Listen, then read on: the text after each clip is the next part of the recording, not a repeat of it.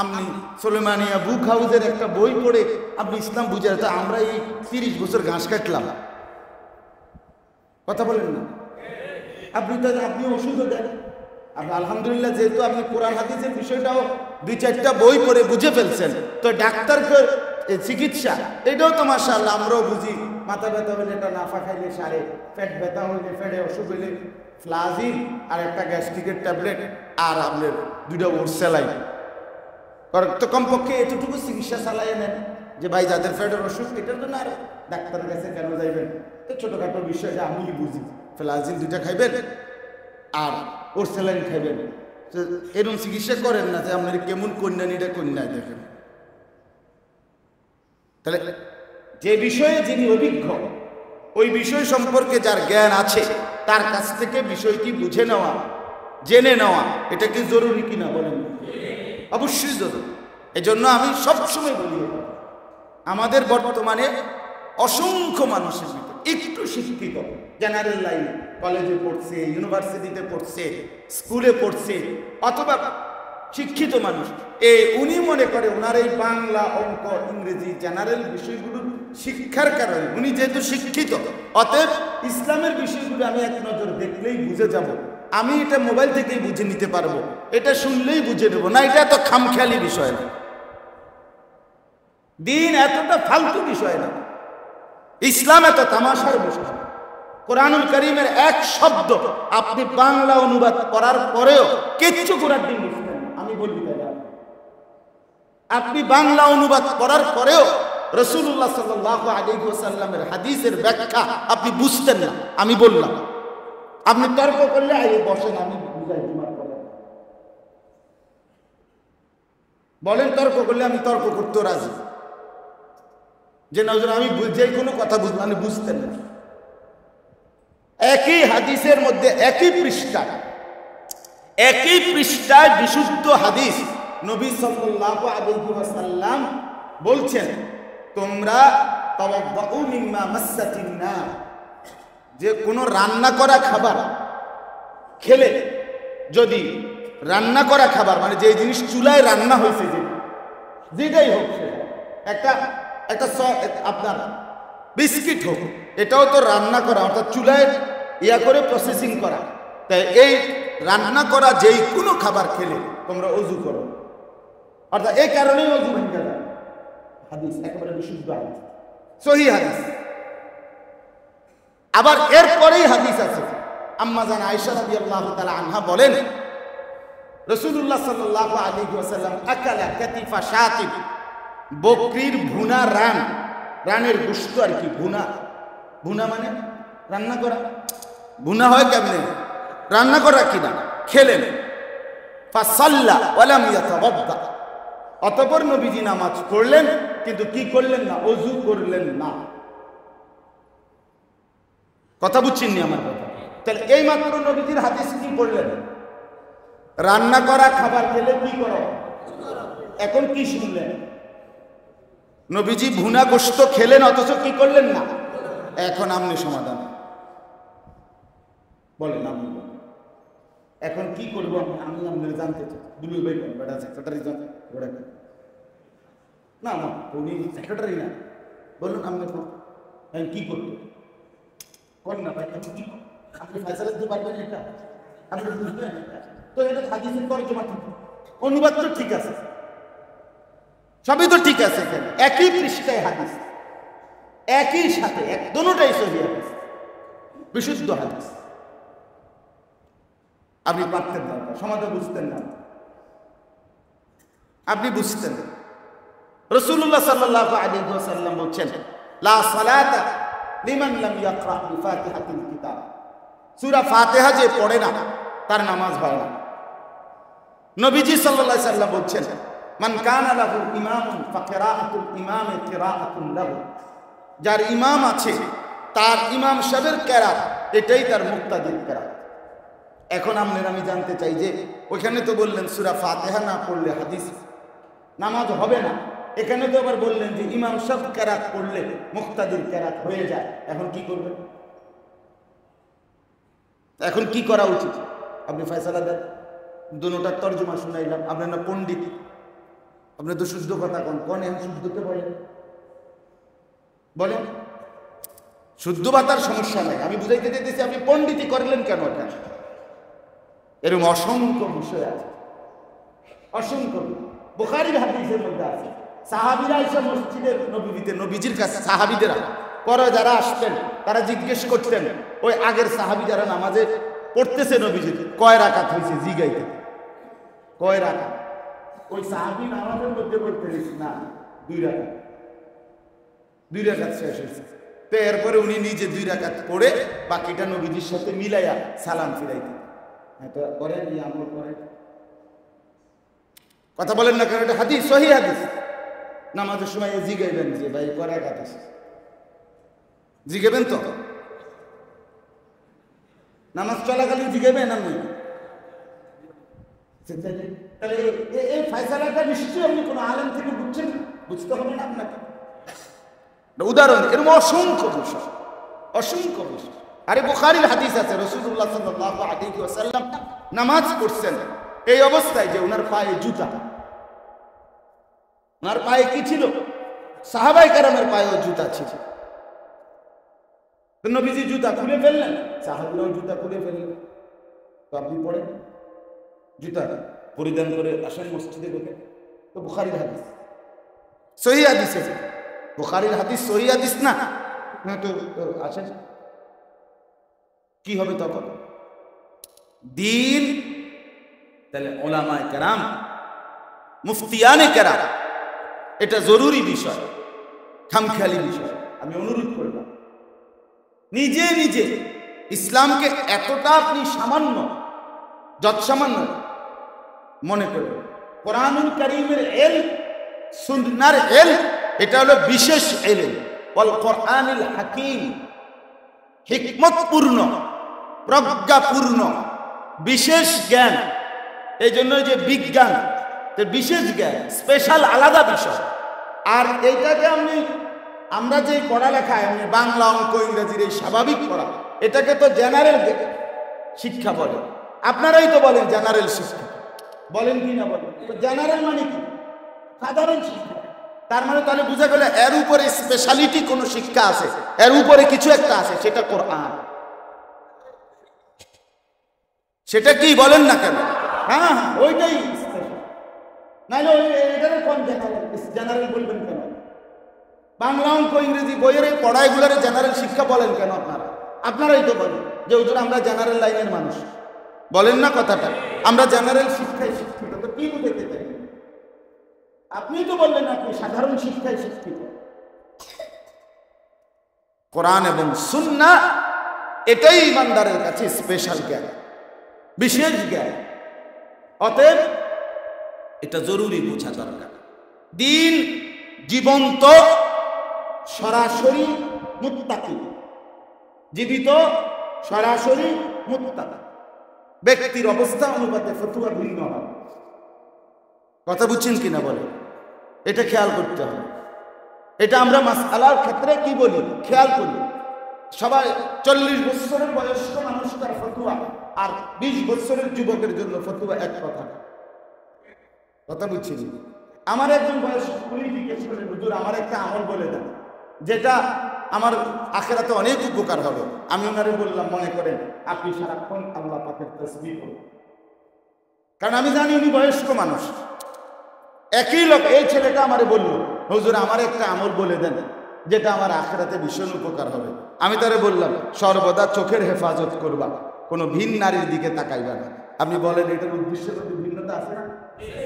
ওনারে যাই কারণে বলছি তাসবিহ করবা, করবেন, কারণ ওনার বয়সের তারতম্যের কারণে। আর অয়েল ইয়াং ছেলে, তার নজর সারাক্ষণ থাকবো কোন দিকে? বেডিতে দিকে। স্বাভাবিক। আমি হেঁটের কইরা তোমারে কইরা মানে বুঝাইলাম। তাইলে বলার উদ্দেশ্য কি? অবস্থার ভেদে, ব্যক্তির অবস্থার ভেদে আপনার কি হয়, সিদ্ধান্ত ভিন্ন। তাহলে ফতোয়া এটা শুধু কেবল মোবাইল থেকে দেখে, ফেসবুক থেকে দেখে, ইউটিউব থেকে দেখে, বাংলা অনুবাদ পড়ে আপনি বুঝতেন, আপনি বুঝবেন। একই ডাক্তার, এফসিবিএস, একই মেডিসিন বিশেষজ্ঞ ডাক্তার, উনি যদি এই 1 ঘন্টার ভিতরে 20 জন জ্বরের রুগী আপনি রুগী দেখে, আজকেই দেখছে একই সময়ে একসাথে বাই সিরিয়াল আপনি 20 জনের প্রেসক্রিপশন নিয়ে দেখেন, যদিও সবার রোগ সেই জ্বর ঠান্ডা কাশি জায়গা রয়েছে এবং উনিও একই বিষয়ের ডাক্তার, মেডিসিন বিশেষজ্ঞ ডাক্তার, কিন্তু 20টা প্রেসক্রিপশনের ঔষধ জীবনও এক হবে না। তাইলে ডাক্তার বয়স রাখে কেন? আগে জিজ্ঞাসা করেন, আমরা ওষুধ না দিবেন, আমরা বয়স কি করেন? কথা বলেন না, প্রথমে এটা জিজ্ঞাসা কেন? ওই যে বয়স নামটা লেখেই আগে কি জিজ্ঞাসা? বয়স বাধ্যতামূলক জিজ্ঞাসা করে কেন? বাচ্চাদের ডাক্তার, শিশু ডাক্তার বাধ্যতামূলক বাচ্চার ওয়েট না মাইপা কি করে না, চিকিৎসা করেই না টোটাল। আগে প্রথম দায়িত্ব, যে আমি কুমিল্লা ক্যান্টনমেন্টের আমাদের ডাক্তার মিজান সাহেব, ও রুগী নিলেই উনি শিশু বিশেষজ্ঞ ডাক্তার, আগে ওয়েট মাপাইয়া ওইটা ওরা লেখা দেয়, এরপরে এই কাগজটা টোকেন এটা নিয়ে কি করতে হয় ওনার কাছে দিন। এটা গুরুত্বপূর্ণ বিষয়, বয়স এবং ওয়েট, ওজনটা।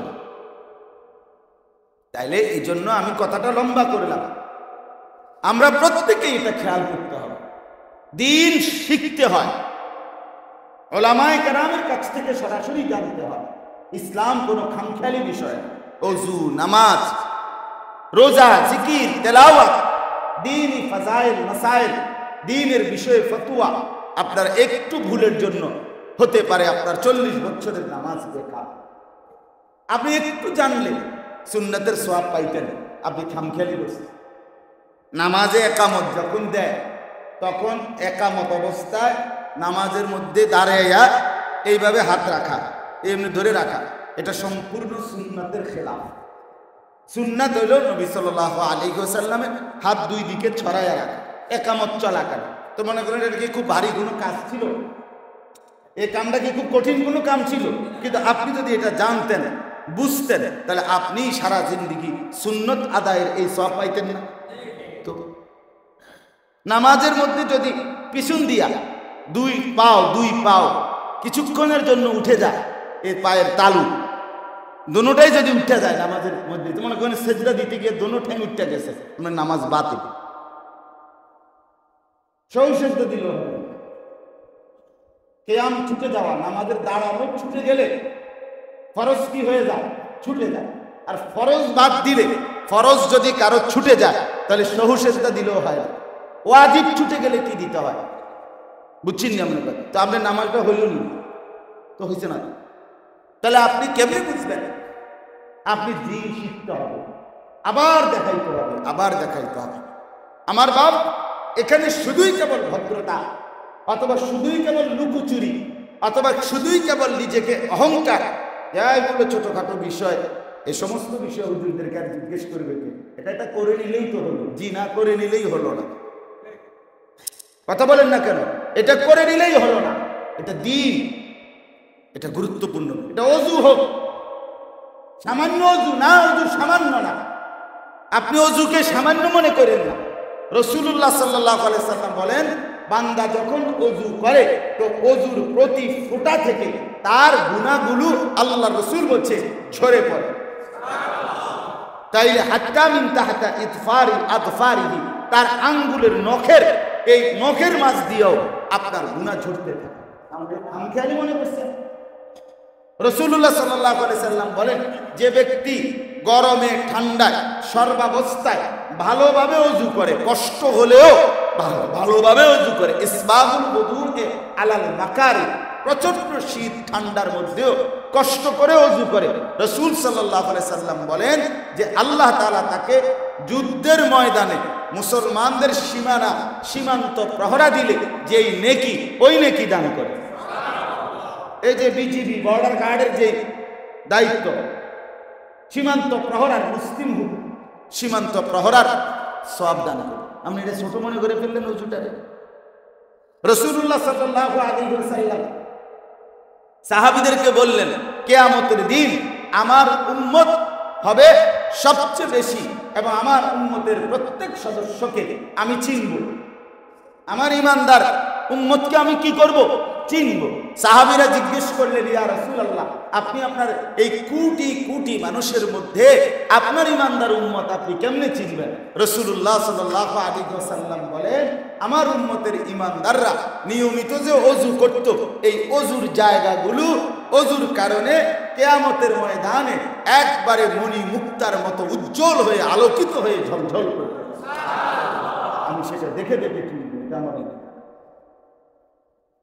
গোররাম মুহাজ্জালিন বিআথারিল উযু। তো ওযু খানকে কতগুলো ফজিলত এটার সাথে সম্পৃক্ত, এটা কি শিখতে হয় না? বলেন কয়জনে শিখছেন? বলেন ইনসাফের সাথে বলেন। একজন হক্কানি আল্লাহওয়ালা আলেম থেকে ওযুটা দেখাইছেন, হুজুর আমার ওযুটা একটু দেখেন। আমি তো আল্লাহর কসম করে বলি, আজ থেকে 5 বছর আগেও, 4 বছর আগেও, 3 বছর, এখনো প্রতি বছর, এখনো এই বয়সে আইসা প্রতি বছর আমার খুলনার হযরত, বাংলাদেশের অন্যতম একজন বুজুর্গ আরেফ বিল্লাহ হযরত মাওলানা মুফতি নুরুল আমিন সাহেব হযরতের কাছ থেকে সরাসরি আমরা ওযু শিখছি, এখনো শিখতে থাকছি, এখনো শিখতেছি, এখনো শিখতেছি। হযরত তার খানকায় সরাসরি বিভিন্ন মাহফিলে অনেক সময় বালতি আইনা রুমাল দিয়া শরীর ঢাইকা, মানে এ সাইডে ঢাইকা বালতি দিয়ে আইনা ওযু করে মগ দিয়ে ডাইরেক্ট দেখা শেখা, যে ভাই এটা শিখতে হয়, দিন শিখতে হয়। জন্য যাই হোক, আমি ওই কথা থেকে চলে গেছিলাম যে আল্লাহ তাআলার শুকর আদায় করা, আল্লাহ তাআলার দেওয়া নিয়ামত আল্লাহ তাআলার মর্জি মোতাবেক ব্যয় করা, এটাকেই বলা হয় শুকরের প্রকৃত কি হাকিকত। অর্থাৎ শুকর আদায় করলেন কিনা আপনি, এটা বোঝা যাবে আপনি বিড়ি খাইতে খাইতে, সিগারেট খাইতে খাইতে, টেলিভিশনে চাইতে চাইতে আরেকজনরে বলতেছেন গপ মারতে মারতে, আল্লাহ তাআলা দিছে আমারে ভাই, অনেক কিছু দিছে আল্লাহর রহমত, আলহামদুলিল্লাহ, আলহামদুলিল্লাহ। এই বিড়ি খাই না আলহামদুলিল্লাহ, সিগারেট খাই না আলহামদুলিল্লাহ। তামাশা করলেন, রবের সাথে তামাশা করলেন, আল্লাহ তাআলার দেওয়ার সাথে এটা আপনি মস্কারি করলেন, এটা ইনসাফ হইল? আল্লাহ তাআলা আমাদেরকে বুঝ দান করেন। তাইলে ওই আবার পিছনের কথায় আসেন। আমি বলছিলাম যে কথা থেকে শুরু করছিলাম, সময়ের যে কোনো হালাত, প্রচন্ড গরম এখন, এই কথার থেকে গেছিলাম আমি। এই প্রচন্ড গরমের ভিতরেও সাংসারিক জীবনের, ব্যক্তিগত জীবনের কি বাদ গেছে? বাজার বন্ধ, ব্যবসা বন্ধ, রাতের ঘুম বন্ধ, স্ত্রী পরিজনের সাথে সময় দেওয়া এটা বন্ধ, চাকরি বন্ধ, তো নির্বাচনী প্রচারণা বন্ধ, তো নামাজ বন্ধ হবে কেন? নামাজ ছুটবে কেন? এই গরমে বুঝি মানুষ মসজিদে যায়, তো কোন গরমে যায় আপনি কোন? এটা কোন বছর মানুষ মসজিদে যায় বলেন? এই জন্য কোনোভাবেই এই প্রচন্ড গরমের ভেতরেও এক ওয়াক্ত নামাজ, একটি ইবাদত খামখেয়ালি করলে হবে, বলেন ইনশাআল্লাহ। এবার আমি ওই উদাহরণটা দিই, তাইলে আপনারা বুঝবেন। এই ঘটনাটা বললে আমার কথা শেষ। সংক্ষেপে বলছিলাম আমি যে কথাটা, যে প্রচন্ড গরমের কারণে ইবাদতের মধ্যে অলসতা করা এটা মুনাফিকের চিহ্ন। মনে আছে না এই কথাটা? বল, কিসের চিহ্ন বলেন? রাসূলুল্লাহ সাল্লাল্লাহু আলাইহি ওয়াসাল্লাম মক্কা থেকে যখন হিজরত করে মদিনায় গেছেন, মদিনায় যাওয়ার 6 মাস পরে আল্লাহ তাআলা ওনাকে কাফেরদের বিরুদ্ধে যুদ্ধ করার, জিহাদ করার অনুমতি দিয়েছিলেন। নবীজি সাল্লাল্লাহু আলাইহি ওয়াসাল্লাম সেই থেকে শুরু করে মৃত্যু পর্যন্ত বাকি 10 বছর অথবা 9 বছর, আপনার এই 9-10 বছরের ভিতরে, মানে মদিনার জীবনের এই 10 বছরের ব্যবধানে আল্লাহ নবী সাল্লাল্লাহু আলাইহি ওয়াসাল্লাম মোট 57টি যুদ্ধ পরিচালনা করেছিলেন। তন্মধ্যে 27টি যুদ্ধে নিজে সরাসরি সেনাপতি হিসাবে যুদ্ধের ময়দানে অংশগ্রহণ করছেন, আর 30টি যুদ্ধে উপযুক্ত সাহাবীকে সেনাপতি বানিয়ে নিজে ওই বাহিনীকে রওনা করাইছেন, মানে যুদ্ধের ময়দানে পাঠাইছেন বিভিন্ন। এই 30 আর 27 এ মিলে কয়টা হলো? রাসূলুল্লাহ সাল্লাল্লাহু আলাইহি ওয়াসাল্লামের নিজে সরাসরি অংশগ্রহণকৃত 27টি যুদ্ধের মধ্যে শেষ যুদ্ধের নাম ছিল তাবুকের যুদ্ধ। কিসের যুদ্ধ বলেন? তাবুকের যুদ্ধ নবীজির জীবনের সবচেয়ে কষ্টকর দীর্ঘ লম্বা সফরের যুদ্ধ হইল এই তাবুকের যুদ্ধ। সাহাবায়ে কেরামের এই যুদ্ধ রাসূলুল্লাহ সাল্লাল্লাহু আলাইহি ওয়াসাল্লাম নবম হিজরিতে আল্লাহ নবী সাল্লাল্লাহু আলাইহি ওয়াসাল্লাম ইন্তেকালের 2 বছর আগে আল্লাহ নবী সাল্লাল্লাহু আলাইহি ওয়াসাল্লাম যুদ্ধ করেছিলেন। ওই রোমের খ্রিস্টান বাহিনীর বিরুদ্ধে যুদ্ধ করার জন্য তাবুক নামক এলাকায় গেছে। এখনো সৌদি আরবে ওই তাবুক নামেই আছে। ওই অঞ্চলটা এখনো কি আছে এই নামেই এখনো এটার নাম তাবুক। আমি এই রমজানের উমরায় ওই তাবুক থেকে লোকজন আমাদের বাংলাদেশি প্রবাসীরা অনেক সাথী প্রায় 15-20 জন আসছিল। আমার শায়েখ আল্লামা মুফতি মুশতাকুন নবী কাসেমি এবং আমি একসাথে ছিলাম। ওরা দাওয়াত দিতে আমরা ওখানে যাইতাম বয়ান করার জন্য। তো পরে আর সময় মিলাইতে পারি নাই। ইনশাআল্লাহ ওয়াদা দিছি যে হজ্জের সফরে গেলে এবার তখন বলছি ওনাদের ওইখানে যাব তাবুকে। তো শায়েখ আগেও গেছেন, আমার হযরত আগেও গেছেন তাবুকে। তো বলতেছিলাম এই তাবুকের যুদ্ধে আল্লাহ নবী সাল্লাল্লাহু আলাইহি ওয়াসাল্লাম মদিনায় ওই যুদ্ধের অনেক দূর, অনেক আপনার মদিনা থেকে এখন বর্তমানে প্রায় 1000 কিলোমিটারের কাছাকাছি, 800-র উপরে হবে কিলোমিটার। তো এই এত লম্বা পথ, এই দীর্ঘ পথ, এখন তো সৌদি আরবে 700 কিলোমিটার, 800 কিলোমিটার, 1000 কিলোমিটার এখন খুব বেশি কিছু না, কারণ সেন্ট্রাল এসি গাড়ি, আপনার বাসা বাড়ি, রাস্তা অনেক সুন্দর, ছেড়ে দিলেই গাড়ি চলতেছে। এটা কিন্তু আজ থেকে 1400 বছর আগে, কথা বুঝছেন কিনা বলো, আজ থেকে 1450 বছর আগে এসি ছিল, গাড়ি ছিল, সেই সময়ের কথা। রাসূলুল্লাহ সাল্লাল্লাহু আলাইহি ওয়াসাল্লাম মদিনায় সাহাবীদেরকে বললেন যুদ্ধের প্রস্তুতি নিতে। যুদ্ধের প্রস্তুতি নেওয়ার জন্য সাহাবীদেরকে বললেন, এবং নবীজি লম্বা পথ সফর করবেন, দূরে গিয়ে যুদ্ধ করবেন, সাহাবীদেরকে এটা বললেন। সাহাবায়ে কেরাম মদিনার মধ্যে 30,000 সাহাবী ওই যুদ্ধে রওনা দেওয়ার জন্য আল্লাহ নবীর কথা মতো রেডি হয়ে গেলেন।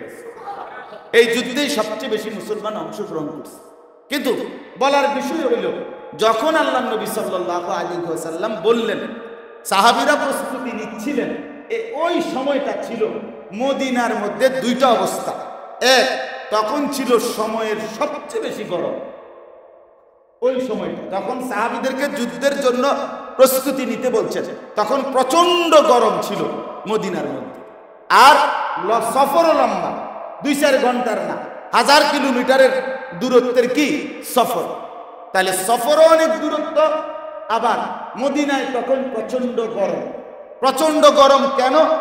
আরব দেশে খেজুর যখন পাকে, যে 2 সপ্তাহ, 1 সপ্তাহ বা 15-20 দিনের মধ্যে খেজুর পাকে যেই সময়টা, এইটার সময়ই আরব দেশে সবচেয়ে বেশি গরম পড়ে। কথা বুঝছি? এই প্রচন্ড গরমে খেজুর ফুল্লি পাকে। এই সময়টা ছিল আপনার মদিনার মধ্যে সাহাবীদের সারা বছরের লাগানো খেজুর বাগানের সব খেজুর একবারে থোকায় থোকায় খেজুর রেডি, সব গাছ ভরা খেজুর। এগুলো এখন পাকবে 15-20 দিনের ভিতরে। সাহাবীরা এগুলো কাটবে, কাইটা বিক্রি করবে, সঞ্চয় করবে, পরবর্তী 1 বছরের পুঁজি আপনার তাদের এই খেজুরগুলো। এই সময় খেজুর গাছে পাকবে, এখন প্রচন্ড গরম। এই সময়ে আল্লাহ নবী সাল্লাল্লাহু আলাইহি ওয়াসাল্লাম বললেন সাহাবীদেরকে যুদ্ধের জন্য রেডি হও। সাহাবীরা এই গাছের খেজুর গাছেই প্রচন্ড গরম, কোনো কিছু পরোয়া না করে সাথে সাথে 30,000 সাহাবী যুদ্ধের জন্য রেডি হয়ে গেছে। এই যখন রেডি হইতেছে, রওনা হবে, এই সময়ে মদিনার যারা মুনাফিক ছিল, মুনাফিক কাকে বলে? ইউযহিরুল ইসলাম ওয়া ইউবতিনুল কুফরা। মুনাফিক বলে যে মুখে বলে আমি মুসলমান, কিন্তু অন্তরে তার বিরোধিতা, ইসলামের বিরোধিতা, এটাকে লুকাইয়া রাখে। আচ্ছা, কম তো লাগে কি আপনি না করলেন, আপনি পরিষ্কার, আপনি ভালো হইয়া চলবেন, অন্ধে আপনি সদ্যবদ্ধ, আরে মাত্র না, কথা কইতে লাগলে তো কম তো লাগে। কথা বলছেন, সমাজে চলতে হইলে, মানুষের লোকে চলতে হইলে কত কথাই তো কইতে হয়। সব কি আর দলীয় বলুন না, সব ধরন যেতে তা আপনি ঠিক করে দেন যে আপনি কোন কথা বললেন, ধরন যায় কোনটা ধরন যাইবে না, এটা আপনি বলে দেন যে আমি যখন 3টা থেকে 4টার ভিতরে কমু তখন মনে করি মিশা কথা কইছি, আর 4:30টার পরে কইলে বলবে এটা সত্য বলছি। এইটা আপনি ঠিক করে দেন যে আপনি কোনটা বাটফারি কথা আর কোনটা আসল কথা কর। এক মুমিন এক মুসলমান এরকম হইতে পারে, কথা বলেন না? তো এটা মুনাফিক বলে যে মুখে বলছে মুসলমান কিন্তু অন্তরে তা কি করে বিপরীত। তো এরা এই মদিনার মধ্যে যারা মুনাফিক পরিচয়ধারী মুসলমান, এরা হাইটা হাইটা সাহাবীরা সব রেডি হইতেছে, ঘোড়া রেডি করাইতেছে, যুদ্ধের অস্ত্র শান দিতেছে, এটা হুলস্থুল চলতেছে না মদিনা। তে এই মুনাফিক গুলো হাইটা হাইটা তারা কোরআনের আয়াত সরাসরি হাইটা হাইটা বলতে লাগলো, হায় হায় রে কি আকার, আরে আবহাওয়ার অবস্থাটা দেখছুনি, গরমটা দেখছুনি, একটা বুদ্ধি বিবেচনা খাটাইয়া তো একটা যুদ্ধ করতে হয় নাকি একটা যুদ্ধ করে লেলি হয়? কোন সময় রওনা দিলা তোমরা? এই সময় মানুষ বুঝি রওনা দেয়। এ তো তোমরা তখনকার সময় আমরা কিতাবে পড়ছি মদিনা থেকে সাহাবীদেরকে নিয়ে আল্লাহ নবী সাল্লাল্লাহু আলাইহি সাল্লাম 15 দিন, মোট 17 দিন বা 15 দিন আপ ডাউন করতে সময় লাগছে এই তাবুকের। তো এই মুনাফিকরা হাইটা হাইটা বলতেছিল লা তানফিরু ফিল হার, এই কোরআনের আয়াত, তোমরা এই গরমের মধ্যে কোনোভাবেই বের হইও না। তোমরা যুদ্ধে, তোমরা ক্যান্টনমেন্ট যাওয়া তো দূরে থাক, নিমশার কোরফাই থাকতে তো সব কাইতেই যাবে, ঠিক না? মানে এতটা গরমে তুমি সব করবা, মরে যাবা, কাজে এই গরমে বের হইও না। এই তাইলে প্রচন্ড গরমে আল্লাহর রাস্তায় যুদ্ধের জন্য বের হইও না, ইবাদতের জন্য বের। জিহাদ আল্লাহর রাস্তায় যুদ্ধ, এটা ইবাদত কিনা? কথা বলেন না কেন? এটা ইবাদত কিনা? ইবাদত, ইবাদত। এটাকে শুধু কেবল আপনি মিথ্যা অপপ্রচার দিয়ে ইউরোপীয় কথা বলে আপনার বেঈমান মুশরিকরা একদম ভুলাইয়া দিলে পশ্চিম কালেও ইসলামের জিহাদ, ইসলামের যুদ্ধ, আল্লাহর জন্য জানবাজি রাখার সংগ্রাম এটা বন্ধ হয় না। হ্যাঁ, আপনারা যেই সমস্ত মানুষের জানমাল নিরাপত্তা নিয়ে ভাবে, ওরা ওলামায়ে কেরাম থেকে বলে নেক, শুনায় নেক যে আপনারা বলেন ইসলামে জিহাদ কি, এটার প্রকৃত অর্থ কি, তো এরপরে বলেন যে অমুক হক্কানি রব্বানি আল্লাহওয়ালা মুত্তাকি দিনদার আলেম প্রকাশ্যে মাহফিলে বয়ানে মসজিদে অমুক কানে বলছে নিজ অনুসারী বা উপস্থিত শ্রোতাদেরকে আপনারা গিয়ে আদালত ভবন উড়াই দিবেন, আপনারা গিয়া ওইটা উড়াই দিবেন, এটা বলছে কোন হুজুরে? আপনি সেটা বলেন, কথা বলেন না কেন? তাহলে আপনি অনর্থক মিথ্যা কথাকে আপনি সমস্ত আলেমদের উপরে, হুজুরদের উপরে চাপাই দিবেন কেন? কথা বলেন না কেন? চাপাই দিবেন কেন? এটা অন্যায় কথা। তাহলে এই জন্য আপনার এই মুনাফিকরা বলল যে গরমের মধ্যে তোমরা বের হইও না, এই শেষ কথাটা হইল। তখন আল্লাহ তাআলা কোরআনুল কারীমের মধ্যে এই মুনাফিকদের আচরণের জবাবে আল্লাহ একটা কথা শুধু বলছে, এটা এখন আমাদের জন্য সবক। আপনারাও এটা শুধু শুনেন, এই কথাটা বলার জন্য এতগুলো কথা বললাম। নবী সাল্লাল্লাহু আলাইহি সাল্লামকে আল্লাহ তাআলা বললেন, কুল, হে নবী আপনি বলে দেন সবাই রে গরম। আল্লাহ পাক বলেন কুল, আপনি বলুন নারু জাহান্নামা আশাদ্দু হাররা, এই বান্দা জাহান্নামের আগুনের গরম তার চাইতে অনেক, হ্যাঁ অনেক বেশি। কেমন বেশি কল্পনা করে ভাবতে পারবেন? এ কথা নারু জাহান্নামা আশাদ্দু হাররা, জাহান্নামের আগুনের গরম অনেক বেশি।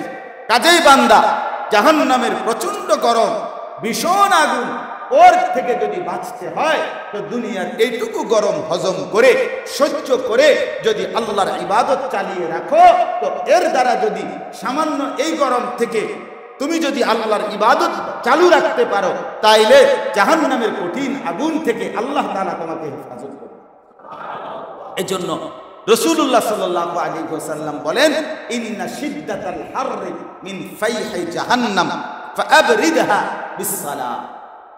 নবী সাল্লাল্লাহু আলাইহি ওয়াসাল্লাম এতটা সুন্দর হাদিস বলছে যে শোনো, নিশ্চয়ই গরমের তীব্রতা, শিদ্দাতাল হার মানে প্রচন্ড গরম, এটা মিন ফাইহি জাহান্নাম। রাসূলুল্লাহ সাল্লাল্লাহু আলাইহি ওয়াসাল্লাম বলেন এটা জাহান্নামের নিঃশ্বাস, এটা জাহান্নামের প্রচন্ড আগুন আপনার নিঃশ্বাস ছাড়ে। এই যে কি ছাড়লাম, নিঃশ্বাস না, এই জাহান্নাম যখন নিঃশ্বাস ছাড়ে তখনই প্রচন্ড গরম। রাসূলুল্লাহ সাল্লাল্লাহু আলাইহি সাল্লাম বলেন অতএব উম্মত এই প্রচন্ড গরমের তীব্রতাকে ঠান্ডা করো। ঠান্ডা করতে চাও বিসসালাহ, নামাজের মাধ্যমে। কিসের মাধ্যমে? নামাজ। তাইলে আল্লাহ থেকে সরে দিয়ে না, আল্লাহকে ছেড়ে দিয়ে না, বরং আল্লাহর ইবাদত আর বন্দিগি, নামাজ রোজা ঈমান আমল, আল্লাহর ইবাদত চালু রাখার মাধ্যমে গরমকে কমাইতে হবে, ঠান্ডা করাইতে হবে, আল্লাহর রহমত যেন আসে। অতএব আমরা ইনশাআল্লাহ আজকে এটুকু বললাম, গরম যে অবস্থায় আছে আরো বাড়তে পারে, কিন্তু কোন অবস্থাতে একজন ঈমানদার আল্লাহর ইবাদত, নামাজ, বন্দিগি, আল্লাহর ইবাদত আমরা ছাড়বো না ইনশাআল্লাহ। আল্লাহ তাআলা আমাদের প্রত্যেককে তৌফিক দান করেন, কবুল করেন, আমিন। সুন্নাত